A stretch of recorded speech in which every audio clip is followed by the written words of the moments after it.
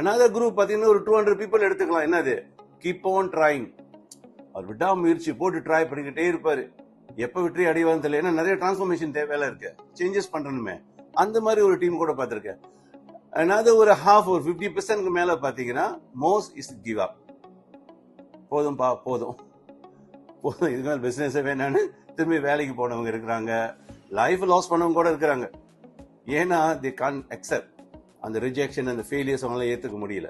ஏன்னா அந்த ஒரு வியாபாரத்துக்கு நம்ம இறங்குறதுக்கு முன்ன ஒரு வியாபாரிய பாருங்க, பிசினஸ் பீப்புளை பாருங்க. நீங்க எந்த வியாபாரம் செய்ய போறீங்கன்னு முடிவு எடுத்துட்டீங்கன்னா அந்த பிசினஸ்ல சக்சஸ்ஃபுல்லா இருக்கிற பீப்புளை பாருங்க.